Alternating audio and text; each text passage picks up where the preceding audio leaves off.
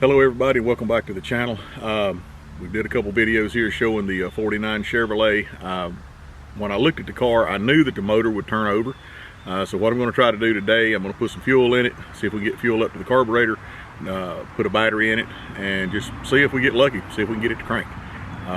Maybe, maybe not. I know there's been some things done to it. It does have an electric fuel pump on it. I do know that it worked before we loaded it onto the trailer. So anyway, stick around, let's see what we come up with.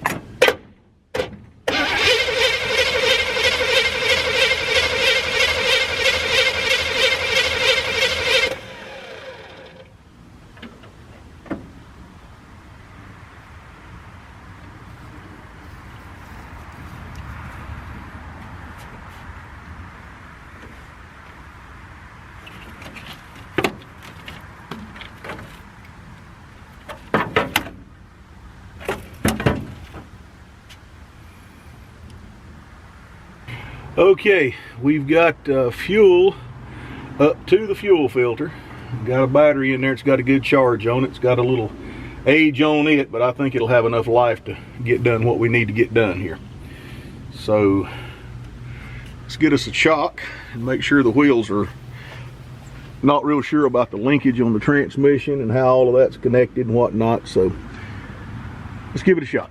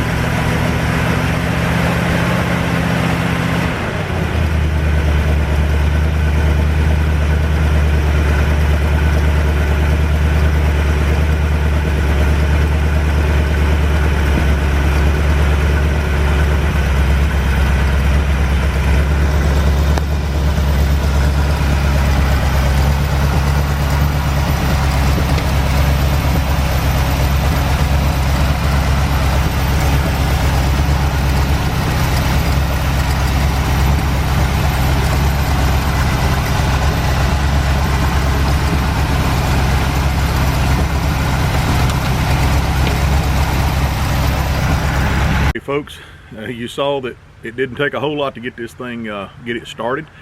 We've got a lot of smoke out of both of the exhaust pipes. This thing, according to the inspection sticker, hasn't been on the road since probably 2005. So my suspicion is there's oil up in the heads, or it's leaked down through the valve seals or through the valves, and probably got down on the pistons. That's pretty much indicative of a motor that's set up for a long time, especially a GM small block or even a Ford. What I've done off camera is I noticed, and you did see that there was no water in the radiator, so I put a little bit of automatic transmission fluid in the about 2.5 ounces in the radiator. Okay, and then I filled it up with water, and we're going to crank it back up and let it run. I've got to watch the temperature, make sure that the water pump is in fact working. Putting the water in, I didn't see any kind of leak or static leak as it's sitting there as it builds pressure, maybe a hose or something. But looking at some of the hoses and stuff on here, looks like they've also been replaced fairly recently. So going to crank it up, monitor the temperature, make sure that everything's going good there. The reason for the transmission fluid is you have a seal in that water pump. We want to make sure that it gets lubricated, and that transmission fluid, if it is a little bit drawed up or shrunken, will it cause it to swell. One of those type things, though, it's one of those items that it's kind of inexpensive on these cars, so once I get it more towards taking it out on the road, water pump, that type thing, all of that will be replaced. Not going to start out, but for moving around the yard here and in and out of the shop, this right here will be sufficient. So we're going to crank it up again. Again, you'll see the smoke, whatnot. We're just going to monitor that, make sure that's not a bigger problem than I assume, and hopefully she'll clear up and run good.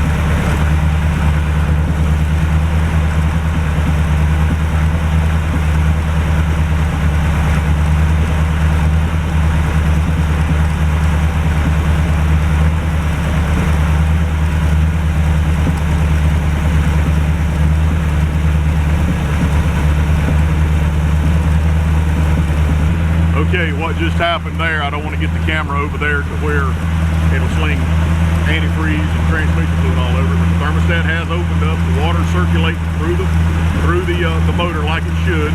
Just got a little bit concerned about the oil pressure because I don't really have any way to monitor that. So I'm gonna have to stay on top of that. Gonna add some more water. You can tell it's still smoking. The left side has gotten a lot better. So I think again I may be onto something with what I'm assuming about the valve and the upper end of the motor. So just stay tuned. We'll see if we can get this thing cleared up.